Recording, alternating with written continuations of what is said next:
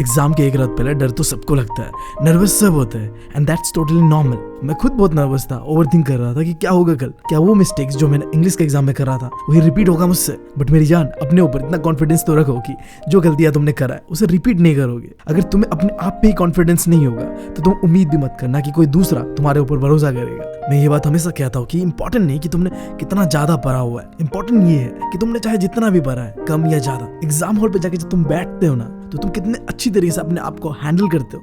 जो pressure, anxiety होता है उसे हैंडल करते हो और जो आता है उसे एग्जैक्टली क्वेश्चन पे जैसे पूछा जाए उसके हिसाब से लिखते हो। क्योंकि इतना तो तुम्हें पता है, बोर्ड एग्जाम नाम का हुआ है भाई साहब, डिफिकल्टी कुछ नहीं होता। एक ऐसा एग्जाम जहाँ 100 में से 90% बच्चे पास हो जाते हैं। बस तुम्हें कुछ ना कुछ लिख के आने हैं वही एग्जाम में। उस एग्जाम के लिए तुम पैनिक कर रहे हो, नर्वस कर रहे हो, वो भी तब जब तुमने पूरे साल पढ़ा हुआ है। बस तुम इस कंपैरिजन के खेल पे हो कि हाँ यार उसने बहुत ज्यादा पढ़ा है, मैंने बहुत कम पढ़ा हुआ है। बट क्या फायदा अगर तुमने बहुत ज्यादा भी पढ़ा है बट तुम नर्वस हो। तुम्हें पता है कि एग्जाम में जाके भी यही रहेगा, नर्वस रहोगे, जो आता है वहां भी जाके गलतियां करके आओगे। और वहीं पे अगर तुम कॉन्फिडेंट हो अपने आप पे कि मैंने जितना भी पढ़ा है ना भाई, अगर वहां से क्वेश्चन बन गया तो भाई साहब दिक्कत है। फिर सीबीएसई को ऐसा जवाब दूंगा ना भाई साहब, सीबीएसई के फट जाने हैं। साइंस का पेपर है, इंग्लिश की तरह बहुत ज्यादा लेंथी तो है नहीं, जितना पूछा गया है उतना ही बताना है, पॉइंट्स पे बताना है, डायग्राम्स का मदद लेना है। तो फिर दिक्कत किस बात का है? क्या इसलिए डर रहे हो कि उसने बहुत ज्यादा पढ़ा है, मैंने बहुत कम पढ़ा है? भाई साहब पेपर में क्या आने वाला है ना उसे पता है ना तुम्हें पता है। एक बंदा जो बहुत ज्यादा पढ़ा हुआ है, सैंपल पेपर करा हुआ है, प्रैक्टिस करा हुआ है, उसे भी नहीं पता कि पेपर कैसा बनेगा और तुम्हें भी नहीं पता। अगर तुमने बस थोड़ा बहुत वन शॉट मैराथन एंड जो बेसिक कॉन्सेप्ट है उसे भी जान के जा रहे हो। डिपेंड ये करता है कि तुम कितने अच्छी तरीके से हुआ जो भी पूछा गया है उसे लिखते हो। अच्छा लिखोगे, अच्छा मार्क्स मिलेगा। डरोगे, घबराओगे, नर्वस होगे तो भाई साहब दिक्कत होगा। पूरे साल मेहनत किया तुमने, ये बोर्ड एग्जाम का डर उस मेहनत को डरा के घबरा के खत्म नहीं कर सकता।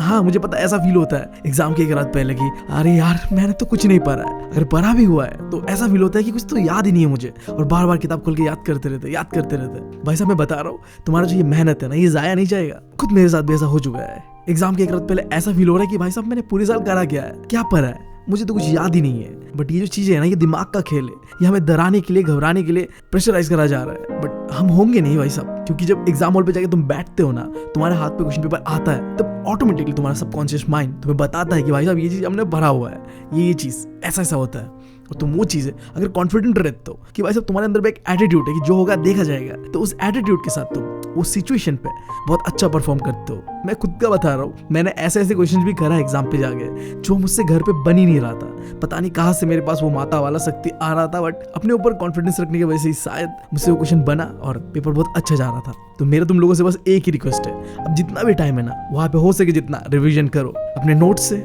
और चाहे तो तुम one shot and marathons, live classes जो देखना है देख लो। बट टाइम पे तुम्हें सो जाना है आज ही, क्योंकि कल सुबह जब तुम्हें उठना है ना, माइंड फ्रेश होना है। अगर दिमाग ही काम नहीं कर रहा होगा, सिर दर्द दे रहा होगा, तो भाई साहब दिक्कत है। टाइम पे सो जाना है, सुबह उठना है, अपने दोस्तों से दूरी बनाए रखना है, अपने अंदर कॉन्फिडेंस बरकरार रखना है। ये जो एटीट्यूड है कि जो होगा देखा जाएगा, उसे अपने अंदर बरकरार रखना है। जब पेपर मिले तो अपने 15 मिनट को अच्छी तरीके से यूटिलाइज करना, प्लान करना कि तुम्हारे लिए कौन सा क्वेश्चन इजी है, तुम वही से शुरुआत करो। मेरा तुम लोगों से सजेशन रहेगा कि पेपर को उल्टा से स्टार्ट करना, जहाँ ऐसे क्वेश्चन करो जो मार्क्स ज्यादा कैरी करते हैं और तुम्हारे करने के लिए भी आसान है।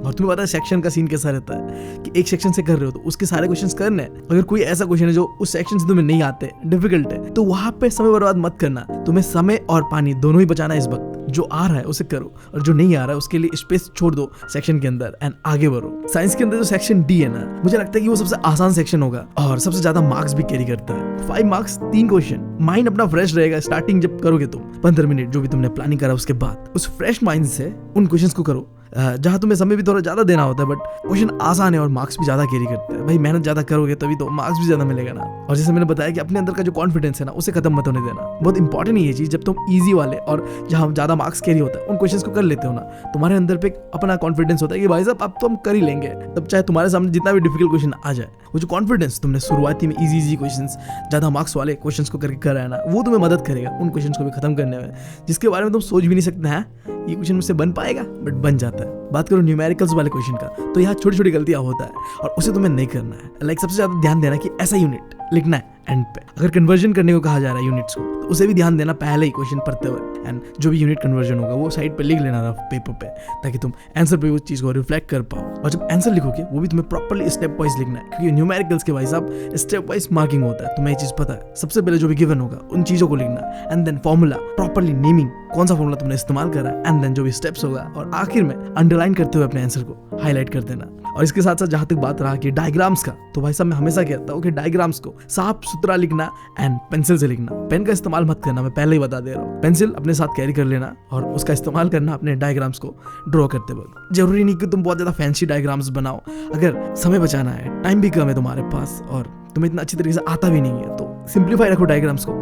इतना कर लेना कि टीचर को समझ आ जाए, मतलब उतना भी नहीं कि भाई साहब मैं जैसा कहना चाह रहा हूँ तुम समझ ही रहे हो, कि इतना भद्दा भी नहीं कि टीचर देखते उस पर टट्टी कर दे। ना ना ना, अगर तुम्हें आता है तो प्रॉपर्ली लेबल कर देना डायग्राम पे जो भी इंपॉर्टेंस नेम है, एंड देन उसे हाईलाइट कर देना। और अगर नहीं आता ना तो उल्टा उल्टा लिख के मत आ जाना। तुमने डायग्राम तो ड्रॉ किया ना, उसके मार्क्स मिलेंगे तुम्हें अगर तुम लेबलिंग नहीं भी करते हो तो। ये गलती मत करना कि अरे भाई साहब याद तो था, क्या याद था एग्जैक्टली पता नहीं है, तो मैं लिखूं ना लिखूं। ऐसा सिचुएशन जब भी आ रहा है तो भाई साहब मत लिखना। और जो क्वेश्चंस को तुम लिखोगे उसे ट्राई करना कि पॉइंट्स पे लिखो, अंडरलाइन करो जो भी तुम्हारा की वर्ड्स होगा उन्हें। ये चीजें हाईलाइट करता है टीचर को कि भाई साहब इसने लिखा है ये चीज है, की पॉइंट से पढ़ता हूँ और आगे बढ़ता हूँ। तो यार इतना ही था। आई होप मैंने तुम्हारे अंदर का जो भी डर घबराहट है एग्जाम के गलत पहले, उसे थोड़ा बहुत हो सके तो भगाने का कोशिश किया। देखो भाई बहुत सिंपल सा चीज है, जितना डरोगे भाई साहब उतना फंसोगे।